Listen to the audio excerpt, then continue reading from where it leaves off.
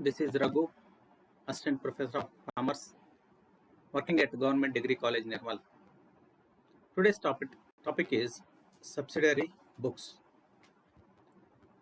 In this topic, we are going to learn about these books, which are subsidiary to journal. The need of the subsidiary books.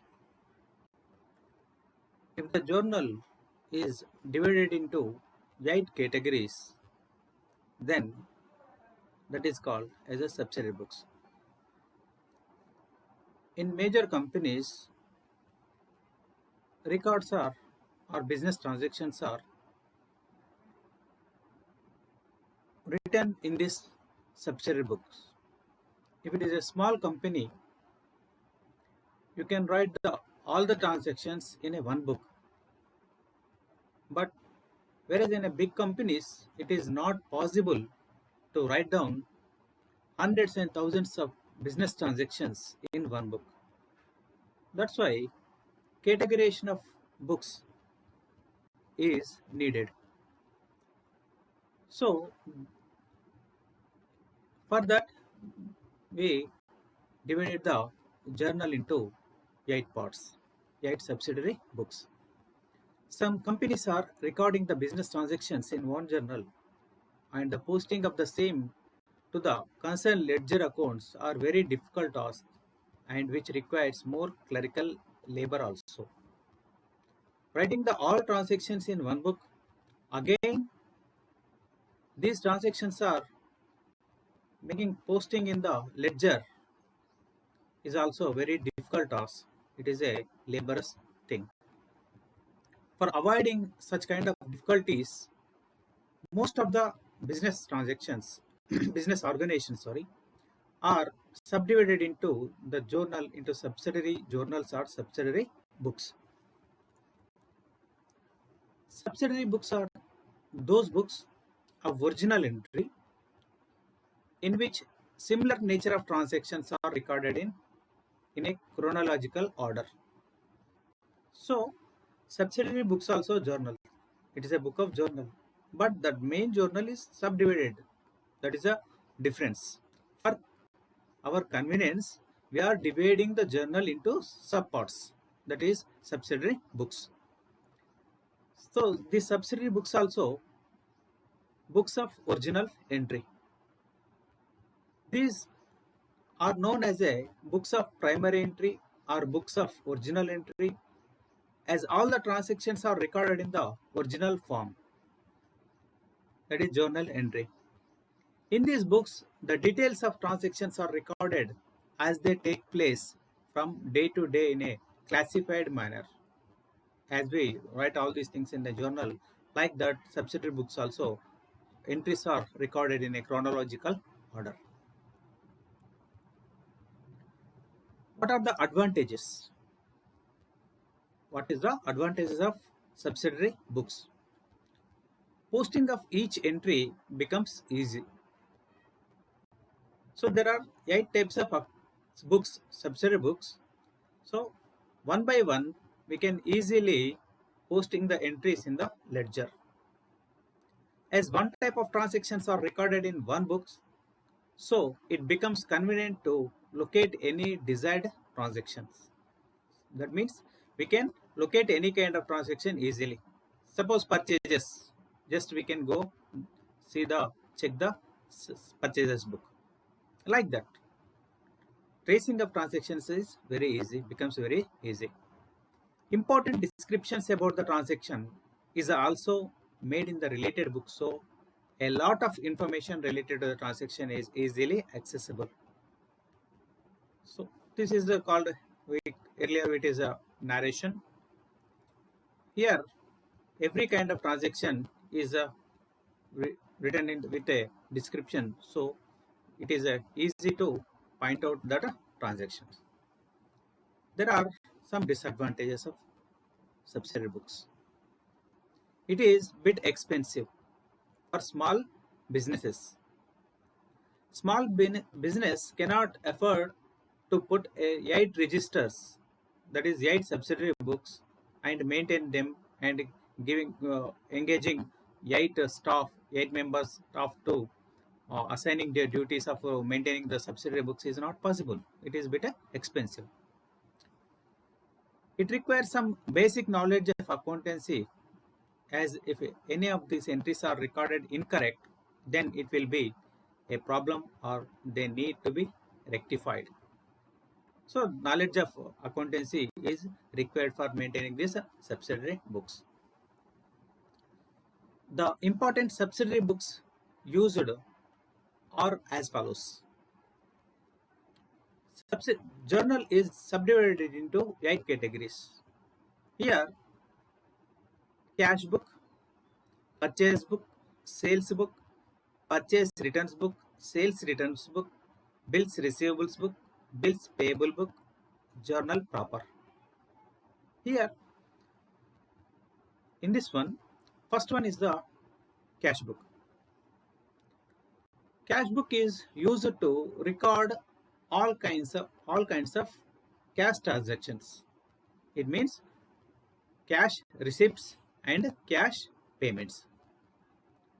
Cash book also, for convenience of the business organization, it is also subdivided into 5 categories.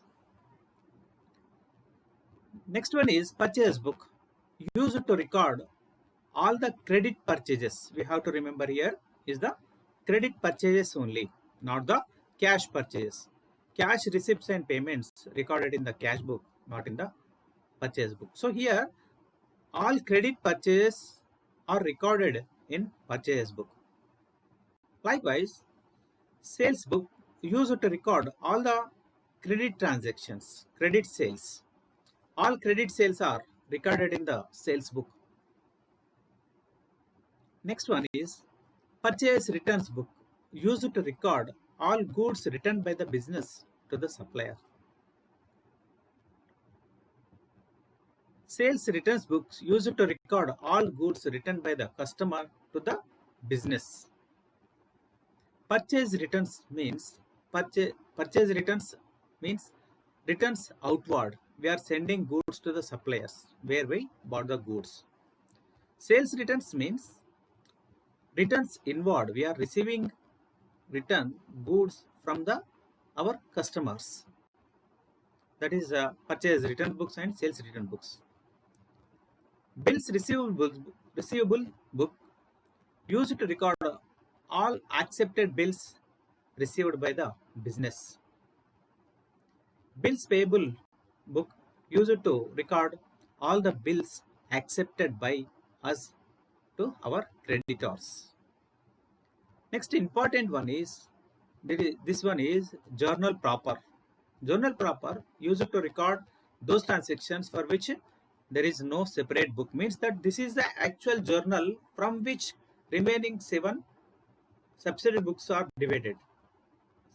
subdivided into remaining parts. So journal proper is the original journal, that is called as a journal proper, in which we record remaining all the transactions which were not recorded in the above 7 subsidiary books.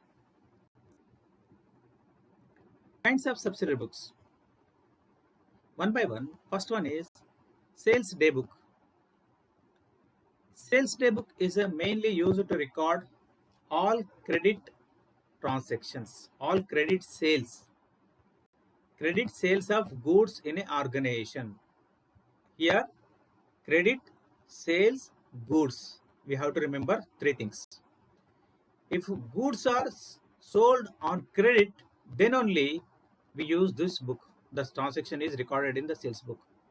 If assets are sold on credit, that transaction we should not write in this sales day book. Sales day book is sales means goods. So if goods are sold on credit basis, such transactions should be recorded in this sales day book. This will not record any cash sales or asset sales.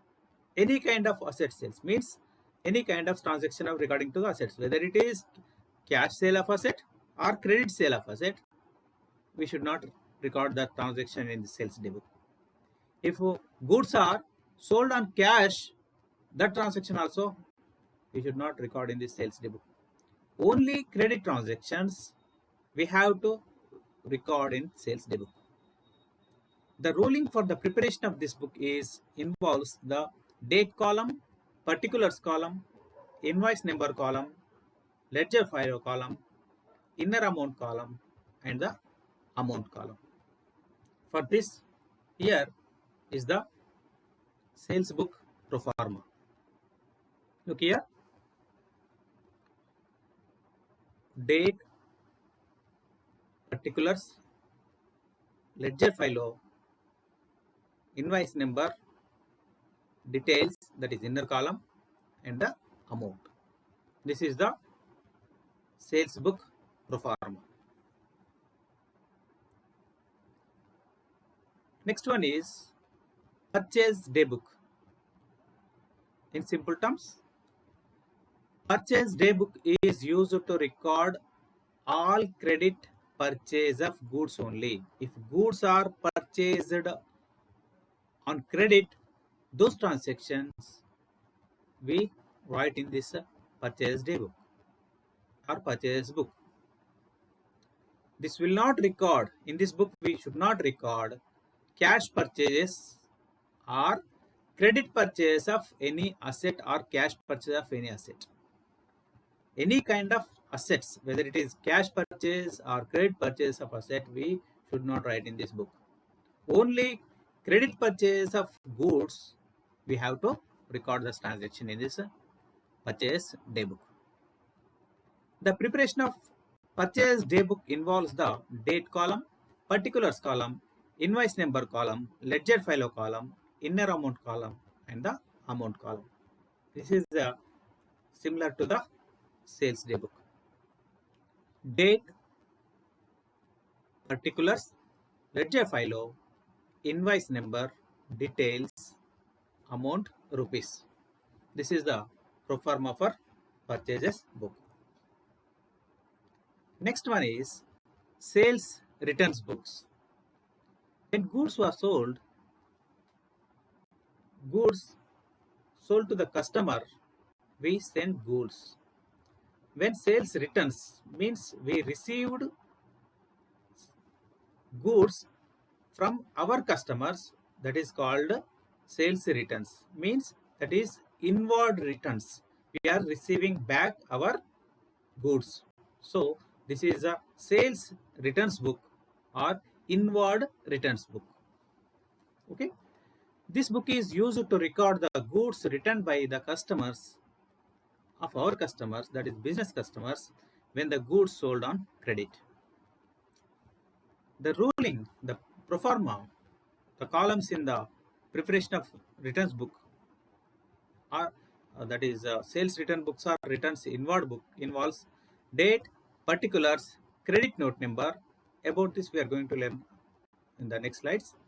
Ledger file and the amount column. Here the pro forma for sales return book. Date, particulars, ledger file, credit note number. Here we are writing a credit note number and the amount in rupees. Next one is purchases returns book. Purchase return books. When we purchase goods, we receive goods from the suppliers. When any defective goods are there, we send back to the suppliers. Means we are sending goods. Means outward goods. This is called as a purchase returns or goods here outward. Returns outward book. Returns outward books. So this is maintained to record the transactions of goods returned to the supplier when goods were purchased on credit only. Where in the case of cash purchase, we receive the goods in return. When goods are purchased on credit, then only we can send back the goods to the supplier. The ruling of the preparation of purchase return book or returns outward book involves date, particulars, debit note number, ledger file, and the amount column. Here The new item is debit note number. About this we are going to learn in the next slides. This is the simple pro forma for purchase returns books or inward returns book. Date, particulars, ledger file, debit note number and the amount in rupees. Now, important subsidiary book is cash book. Here, the cash book is used to record all the receipts and payments of cash. Any cash is received, the transaction will be written in the cash book. Any payment is made, that transaction will be recorded in the cash book. For the preparation of cash book, there are different rules are available according to the nature of business. Different forms of cash books are as follows. According to their convenience, business organizations follow one or two kinds of cash books as given here. There are generally 5 types of cash books. First one is simple cash book. Second one is 2-column cash book. Third one is 3-column cash book. Fourth one is bank and cash columns cash book. Fifth one is petty cash book. Here, simple cash book. This is the simple form of cash book. Means only one column is there. When cash is received, written on the debit side. When cash is paid, written on the credit side. Here, one more thing we have to remember is cash book is itself a journal and a ledger. It works as a dual functionality of this cash book is it works as a journal as well as a ledger. Then 2-column cash book. Here, this type of cash book have 2 columns. That is, one is cash column and the one is a discount column. On the debit side, cash column as well as discount column. On the credit side also, cash column and the discount column. Discount given, discount received, and the debit side and the credit side. Then comes the 3-column cash book, which involves the 3 columns. That is, discount column, cash column, and the bank column. Debit side as well as then the credit side. Discount, cash, bank on the debit side 3 columns, as well as in the credit side, discount, cash, and the bank. Next one is petty cash book. This is used to record petty expenses, small expenses like postage, cottage, printing, and stationery, etc. in the day-to-day business activities. Here, petty cashier will maintain this cash book. This is the important subsidiary book in regarding to any business organization. That is the cash book. This is cash book is divided into 5 types. Now, bills receivables book. Bills receivable book is used to record the bills received from debtors. When bill is received, details of it are recorded in the bills receivables book. In the ledger, the account of the person from whom each bill is received is credited with the amount of that bill, and the periodical total of the book is posted to the debit of bills receivable account. So, bills receivables means any bill is received from debtors, that will be recorded in the bills receivables book. Next one, bills payable book. When we purchase goods from the suppliers, sometimes we accept some bills. That is bills payable. Bills payable book is used to record bills accepted by us. When a bill drawn by our creditor is accepted, particulars of the same are recorded in this book. In the ledger, the account of each person whose bill has been accepted is debited with the amount of the bill. The monthly total of the bills accepted is credited to the bills payable account ledger. Means we maintain the supplier's account separately and the bills payable account separately. Just looking at the bills payable book, we can get the total of the bills payable amount at any time. Next one is journal proper. This is the original book. Of this remaining subsidiary books came out. We divided remaining the books or remaining subsidiary books derived from this journal proper. This book is used to record all the residual transactions which cannot find place in any of the subsidiary books. Any transaction which are not written in a remaining seven subsidiary books, the transaction will be written in this journal proper. While recording, the entries are made in the journal covering both the aspects of the transaction. In journal proper, we write journal entries like general journal. Following are some examples of transactions which are entered in these books. Here, opening entries and closing entries. In the beginning of a year, we write the opening entries. Previous year, balances brought down this year. So for that, we write the opening entries. At the year end, we have to carry forward the balances to the next year. That is called closing transactions. These transactions are written in journal proper. And the adjusting entries, any kind of adjustment from in the accounts, and transferring entries from one account to the another account. Rectification entries, any mistakes are found, that if that mistakes or errors are rectified, the entries will be appear in the journal proper. Bills of exchange entries, if bills receivables book are not maintained. Credit purchase, sale of asset other than goods. Here we have to remember about the assets. If assets are sold on credit, that is written in the journal proper. If assets are purchased on credit, the transaction will be appear in the journal proper.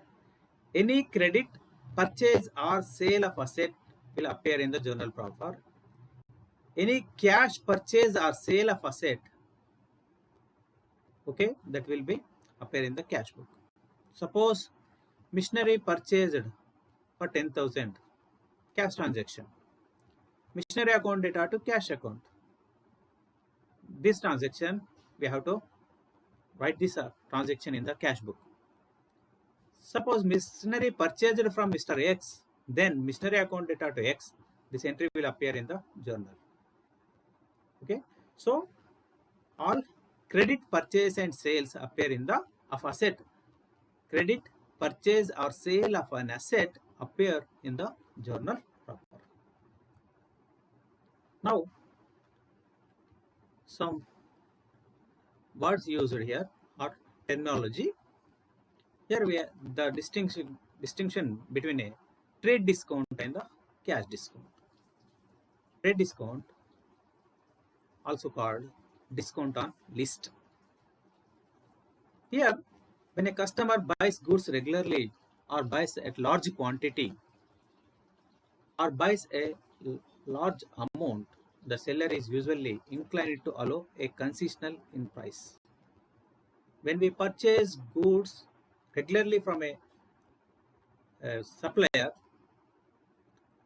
or large quantities are purchased, then some discount is given by that supplier. That is called trade discount.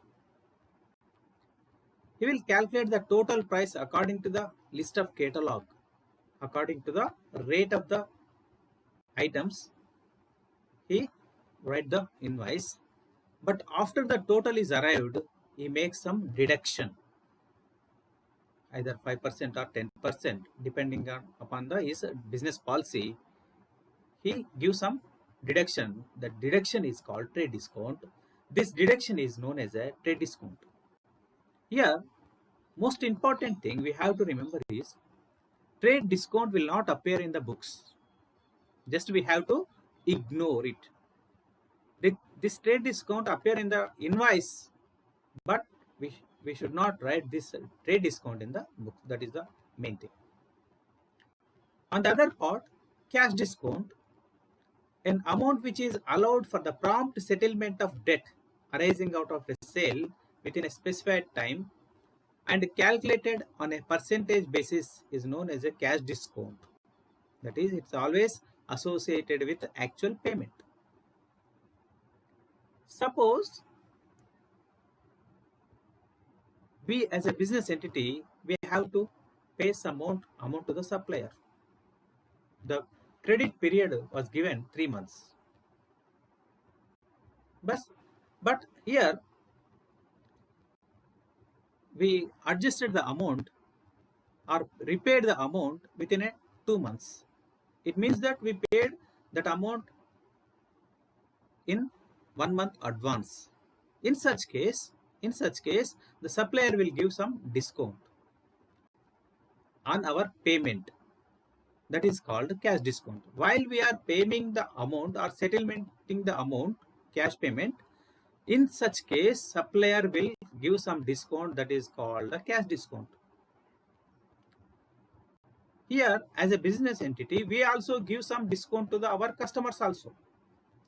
So, this is cash discount and the discount given and discount received also. Discount received from our suppliers, discount given to the customers. So, both things involved in the cash discount. We have to remember that cash discount we have to write in the books. Cash discount we have to write in the books. So, trade discount, it is a discount on the list price. Cash discount is a early settlement of the cash payments. Next one is invoice, inward invoice and the outward invoice. Here, this is the document received from the suppliers of goods giving the details of goods sent, price, value, discount, etc. It is the basis for entries in the purchase book. When we purchase goods from a supplier, with that goods we receive a document also. The document is called invoice. On the basis of this inward invoice, we write the transaction, this business transaction, in the purchase book.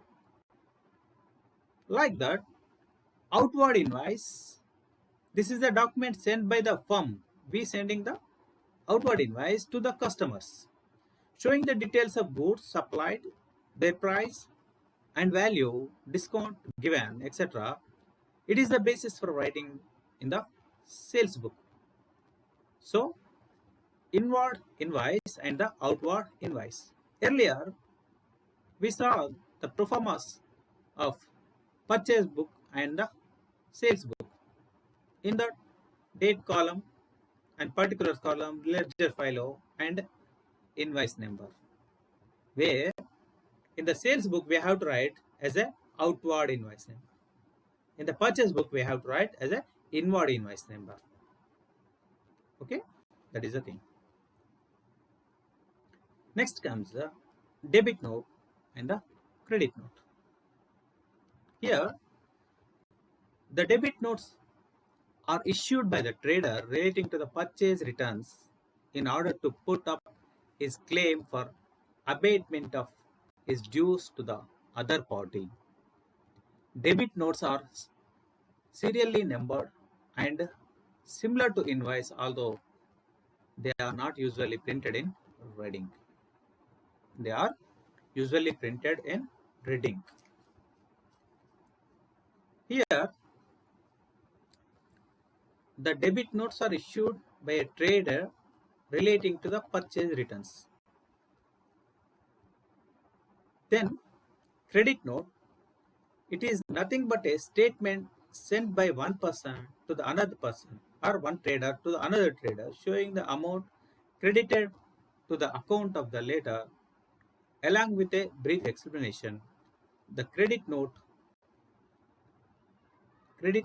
are used for sales return in order to intimate related abatement and or similar invoice, although they are usually printed in red ink. Here, when we purchased goods from X. That is a credit transaction. For that, the entry for that is purchase account data to X account. Suppose the amount is 10,000. There, we credit the X account, purchase account data to X account. X account will be, it should be credited by purchase account 10,000.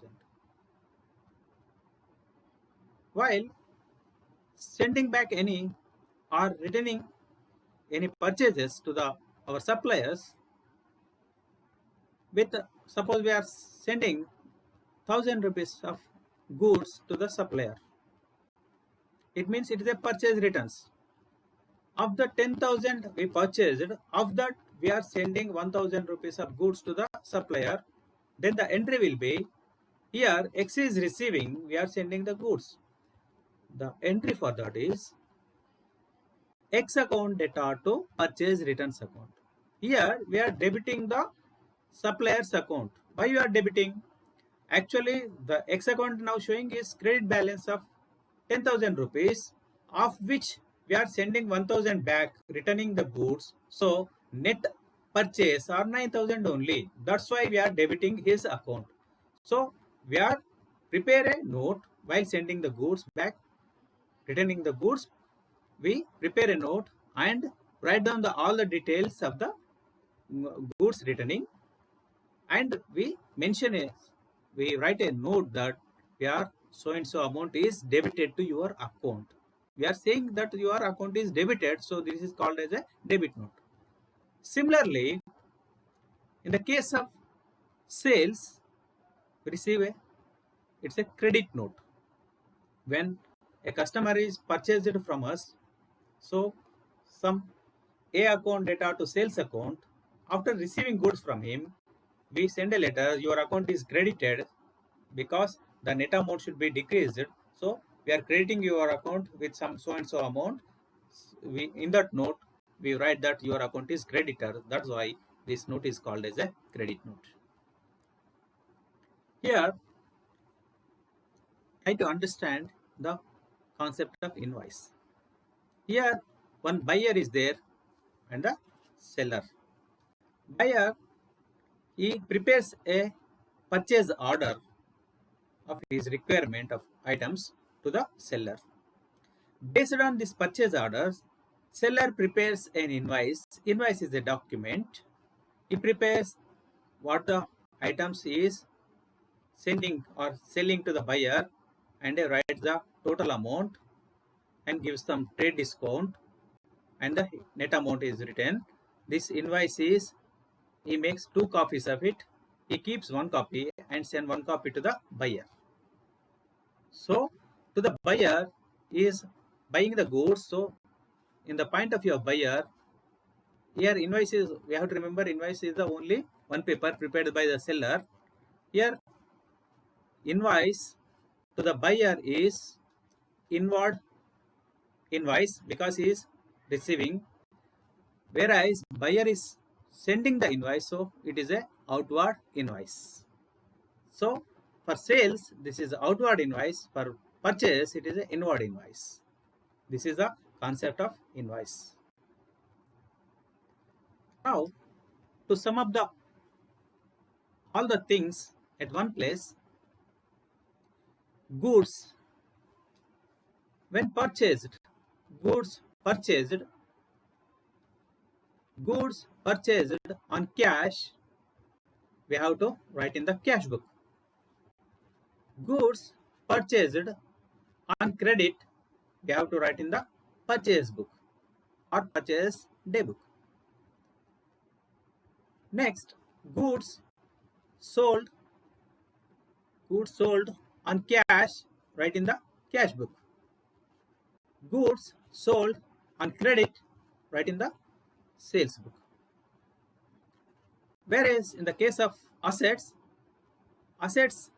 purchased or sold on cash basis, for cash, write in the cash book, either purchase or sales. If assets are purchased or sold, assets are written in the cash book. If assets are purchased or sold on credit basis, write in the journal proper. This is the entire classification of credit and cash transactions. Now, look at the question. Prepare sales daybook from the following particulars. 2008 May 1st, goods purchased from Praveen 1000. What we have to do? We have to prepare the sales daybook. We have to prepare the sales daybook. So, here goods purchased from Praveen, it should not be written in the sales daybook. Second one, goods sold to the Arvind 2000. So, goods are sold and it is a credit transaction. Arvind, the name of a person is given. So, this will be appear in the sales daybook. Goods sold on credit to Shiva 5000. This is also credit sales. It will appear in the sales daybook. Here, one more thing we have to look here is trade discount is given 5%. Means on 5,000, 250. 5% on 5,000 means 250 is trade discount is given. Earlier we discussed about this thing. Trade discount will not appear in the sales daybook. So we have to deduct it and the net amount will be appear in the sales book. Next one, cash sales 500. Cash sales appear in the cash book, not in the sales daybook. On 10th, Mahesh purchased goods from us rupees 2000. So Mahesh purchased goods from us. Who is selling? We are selling. So this is also credit sales. It will appear in the sales book. Now look at the sales daybook as well as the sales account. Here sales daybook, date, particulars, ledger fellow, next invoice number, details, that is inner column, and the amount rupees. Invoice, precisely what we have to write. Here invoice outward. Now the first transaction we have to write here is on 2nd May 2008, that is goods sold to Arvind. Invoice, we are giving a invoice number 1, the amount is 2000. And the next transaction is on 3rd, that is goods sold to Shiva. Invoice number 2, the amount we have to deduct the trade discount. Trade discount of 5%. 5% on what? On the total amount. That is on 5,000. On 5,000, 5%, it is 250. The net amount will appear in the outer side. That is the 4,750. Here again on the 10th, that is also we sold goods to Mahesh, or Mahesh purchased from us. The amount is 2000. Now in this sales daybook there are 3 transactions in the from May 1st to May 10th, Arvind, Shiva and Mahesh. Now we have to add up. Here total amount is 8,750. This is the sales daybook. Now we have to prepare the sales account. Okay, sales account always show the credit balance only. If these are all individual transactions, individual entries, then what are the entries? Then Arvind account data to sales account. In sales account by Arvind account we have to write. Shiva account data to sales account. In sales account we have to write by Shiva account. Like that, Mahesh account data to sales account. In sales account we have to write as a Mahesh account. Instead of writing all these names of the debtors, we simply write on the 31st May, that is the closing day, last date of the month, by sundry debtors account. That is 8,750. So here we have to remember the sales account always shows a credit balance only. So instead of crediting all the debtors account in the sales account, only one amount is written in the sales account. That is the good thing about this sales daybook. So sales daybook as a subsidiary book is a only show the total amount of any given date of total credit sales. Okay. Next question is, prepare purchase daybook from the following particulars. 2012 November 2, goods purchased for cash 1000. It is a cash transaction. Cash transaction will appear in the cash book, not in the purchase daybook. And fourth, goods purchased from Pratap rupees 1500. Goods purchased from Pratap, name of a person is given, now cash is not mentioned, check is not mentioned, so it is a credit transaction. So that is we have to show in the purchase daybook. 7, purchase made on credit from Ravinder 2500. This is also credit purchase. On 11th, goods purchased from Rahim rupees 8000, trade discount received 5%. We are purchased goods worth of 8000, of the 5% is a trade discount, means 400 rupees is a trade discount. Okay, trade discount will not appear in the books, just we deduct it and the net amount will be appear in the purchase daybook. On 8000 we have to calculate the 5% amount. Next one, on 15th, goods purchased from Mahender for cash rupees 800. Here name of a person is given, Mahender, name of a person is given, but for cash. So this is a purely cash transaction. It will not appear in the purchase day book. We have to write this entry in the cash book. Now look here. Purchase book or purchase day book, date, particulars, ledger file, invoice number, details, amount. In the end, we prepare a purchase account. Okay. In this purchase day book, we have to write only credit purchases of goods. On 4th, from Pratap, we purchased invoice number 1, amount 1500. On 7th November, we purchased from Ravinder, invoice note number 2, amount 2500. On 11th November, Rahim, we have to write invoice number 3, we have to write in the inner column. Why? Here, we have to deduct the trade discount from the 8000 rupees. This is the gross amount. Less trade discount 5%. 5% on 8000. If it is calculated, it comes at 400 rupees. The net amount is 7600 is the credit purchases. Then here ends the purchase book. Total amount is 11,600. Now, what are the entries for this credit purchases? Purchased goods from Pratap. Purchase account data to Pratap account. Purchase account will be debited with Pratap account. Purchase account data to Ravinder account. This purchase account will be debited with Ravinder account.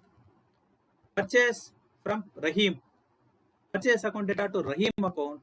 Purchase account will be debited with Rahim account. So, we are, every time we purchase on credit, we are debiting the purchase account. Instead of writing all the customer's name, here we are going to write only one amount, that is 11,600 on the debit side, and at the end of the month, that is last date of the month, 31st May 2008, to sundry creditors 11,600. This is the amount. So, in this way, we prepare the sales day book and the purchases day book. Okay, thank you very much.